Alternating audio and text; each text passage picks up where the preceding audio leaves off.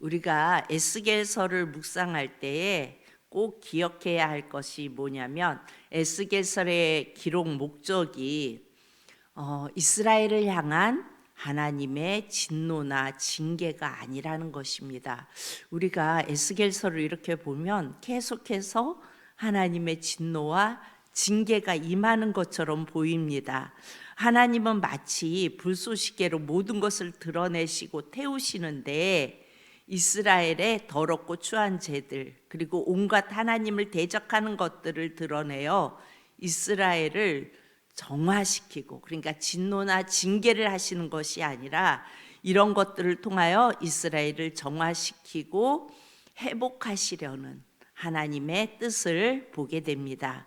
이런 맥락으로 볼 때 오늘 말씀은 그야말로 우리를 억누르고 우리를 힘들게 하는 말씀이 아니라 나의 상태를 정확하게 보고 그리고 주님이 싫어하시는 것이 무엇인지 우리가 말씀을 통하여 깨닫고 나 자신을 점검해 보는 그런 시간이 되어질 수 있기를 바랍니다. 여러분, 13장은 거짓 선지자, 그러니까 자기의 중심대로 예언하고 있는 자들을 비판하시면서 하나님이 어떤 분이신지에 대해서 말씀합니다. 그러니까 자기 중심에 자기 생각대로 예언하고, 또 우리로 말하면 내 뜻대로 살아가고 내 생각대로 행하고, 이런 것들을 비판하시면서 하나님이 그들을 향하여 어떻게 하시는지, 그러니까 하나님이 어떤 분인지에 대해서 분명하게 말씀을 합니다. 전능하신 하나님은 거짓 선지자들을 누구보다 정확하게 하십니다. 어떻게 하실까요? 오늘 말씀에 보면은 하나님이 분명하게 말씀하십니다. 저들은 하나님이 보낸 자가 아니라고 말씀하십니다. 오늘 2절에 보면요, 이렇게 말씀합니다. 2절에 인자야 너는 이스라엘에 예언하는 선지자들에게 경고하여 예언하되 자기 마음대로 예언하는 자에게 말하기를 너희는 여호와의 말씀을 들으라. 그러니까 자기 마음대로 예언하는 자라고 표현합니다. 또 3절을 보면요, 이렇게 말씀합니다. 3절 주 여호와의 말씀에 본곳이 없이 자기 심령을 따라 예언하는 어리석은 선지자에게 화가 있을 거라고 말씀합니다. 본곳이 없이 자기 심령을 따라, 그러니까 자기의 생각 따라 자기의 마음에 오는 대로 예언을 하는 어리석은 선지자라고 표현합니다. 하나님의 뜻이 아닌, 그러니까 내 중심대로 해석하고 이야기하는 자가 거짓 선지자입니다. 이들을 향해 하나님은 진노하십니다. 그래서 4절에 이렇게 말씀하십니다. 이스라엘아 너의 선지자들은 황무지에 있는 여우 같으니라. 하나님은 이러한 자들을 황무지의 여우라고 말합니다. 여러분, 예전에 전설의 고향 그러면 할 때 꼬리 몇 개 달린 여우 이렇게 나오면 이 여우가 어떻게 해요? 사람들을 막 이렇게 혼미하게 만들잖아요. 이리 갔다 저리 갔다 막 하면서 사람을 혼미하게 하고 그들의 정신을 다 빼놓잖아요. 그러니까 백성들의 마음을 혼미하게 하고 그리고 그들의 신앙까지도 이렇게 사악하게 만드는 이런 무리라고 말합니다. 그래서 5절에 6절에 보면요, 5절 6절을 보면 그들이 한 말은 허탄한 것이 되고 그리고 거짓된 정죄가 된다고 말씀합니다. 그러면서 10절을 우리 다 같이 봅니다. 10절 시작. 이렇게 칠 것은 그들이 내 백성을 유혹하여 평강이 없으나 평강이 있다 함이라. 어떤 사람이 담을 쌓을 때에 그들이 회치를 하는도다. 그러니까 이들이 평강이 있다고 말하는데 실제로는 평강이 없다는 거예요. 그리고 그들에게 회칠한 자라고 하십니다. 예수님이 이 땅에 오셔서 종교 지도자나 바리새인 그리고 서기관들을 향하여 너희는 회칠한 자라고 말씀하시죠. 하나님은 왜 이 거짓 선지자에 대해서 이렇게 경고하셨을까요? 그러니까 에스겔의 반대편의 선자가 심판을 말할 때 하나님의 심판이 아니라서 그리고 하나님의 자비와 사랑만을 이야기하기 때문에 평강이 없는데 너희에게 평강이 있다 이렇게 자꾸 이렇게 이야기하기 때문에 이런 말을 기록했을까요? 여러분, 아닙니다. 이것은 하나님께서 보내시는 메시아의 사역적인 부분을 설명하고 있는 거예요. 그러니까 예수님의 사역적인 부분을 설명하고 있습니다.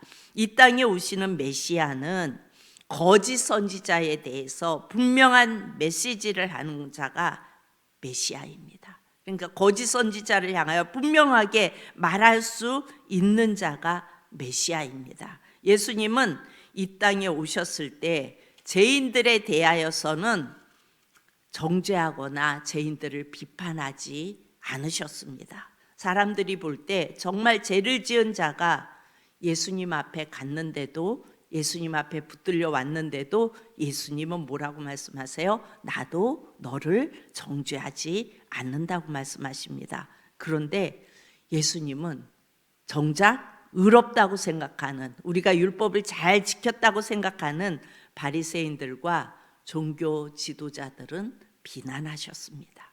그들은 스스로가 율법을 지켰기에 구원받을 수 있다고 생각하는 자들이었고, 만약에 메시아가 오신다면 너희는 정말 율법을 잘 지켰다, 그리고 이렇게 율법을 지키며 사느라고 애썼다, 이렇게 그 메시아에게 칭찬 들을 거라는 생각을 하면서 이들은 신앙생활을 했습니다. 그랬기에 이스라엘의 역사를 돌아보면 그들이 우상을 섬기고 하나님을 잊음으로 다른 나라의 침략을 받아 고통하는 인생을 사는 것을 볼 수가 있습니다. 내가 할 수 있고 내 생각대로 이것이 옳고 이렇게 계속 살아가다 보면은 그들은 자기가 옳은 대로 내가 좋아하는 것을 섬기게 되고, 다시 말해서 우상을 섬기게 되고, 그리고 점점 하나님과 상관없는 길을 가게 되는 겁니다. 그런 자들을 향하여 하나님은 우리가 성경을 보면 계속해서 다른 나라에 붙이죠. 주위에 국가들에게 붙여요. 그리고 그들로 하여금 고통하는 인생을 살아가게 하십니다.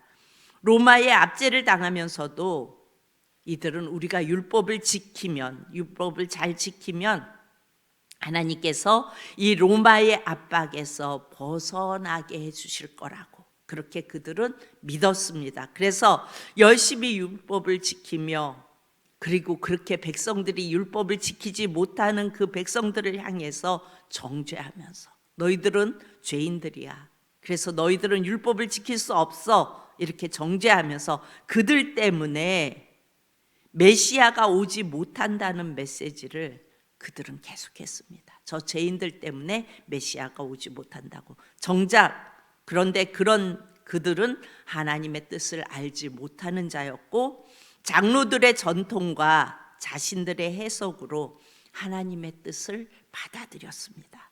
그런 자들에게 예수님은 너희가 천국 문을 사람들 앞에서 닫고 너희도 들어가지 않고 들어가려 하는 자도 들어가지 못하게 하는 자라고, 우리 예수님은 그들을 향하여 책망하십니다. 예수님은 이 땅에 오셔서 다른 것을 비판하는 것이 아니라 하나님의 뜻도 모르면서, 하나님이 뭘 원하시는지도 모르면서 하나님의 뜻을 아는 것처럼 그렇게 말하는 거짓 선지자들에게 강하게 반응하셨음을 우리는 말씀을 통하여 봅니다.